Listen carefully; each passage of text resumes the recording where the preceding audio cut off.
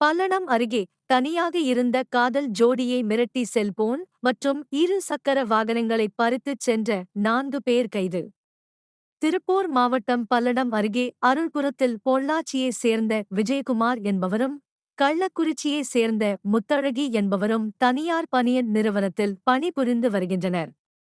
இவர்கள் இருவரும் கடந்த 4 ஆண்டுகளாக காதலித்து வரும் நிலையில் கடந்த வாரம் செவ்வாய்க்கிழமை அன்று அருள்புரம் அருகே உப்பிலிபாளையம் என்ற இடத்தில் இரவு 11 மணியளவில் விளையாட்டு மைதானத்தில் அமர்ந்து பேசிக் கொண்டிருந்தனர். அப்போது அங்கு வந்த 5 இளைஞர்கள் காதல் ஜோடியை வீடியோ எடுத்து அவர்களை பயங்கரமாக தாக்கியுள்ளனர். பின்னர் விஜயகுமார் மற்றும் முத்தழகியிடம் இருந்த செல்போன், அவர்கள் அணிந்திருந்த மூக்குத்தி, செயின் மற்றும் விஜயகுமாரின் இரு சக்கர வாகனத்தையும் பறித்துக் கொண்டு அங்கிருந்து தப்பிச் சென்றனர்.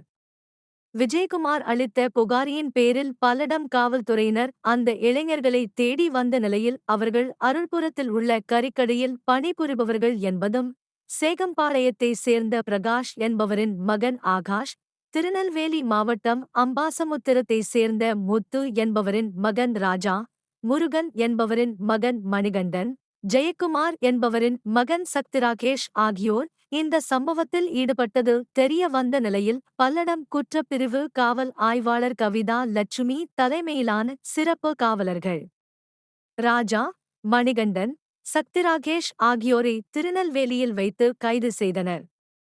மேலும் அவர்கள் பயன்படுத்திய இருசக்கர வாகனத்தையும் பறிமுதல் செய்துள்ளனர். 4 பேர் மீது வழக்கு பதிவு செய்யப்பட்டு விசாரணை மேற்கொண்டு வருகின்றனர். மேலும் ஒரு நபரை போலீசார் தேடி வருகின்றனர்.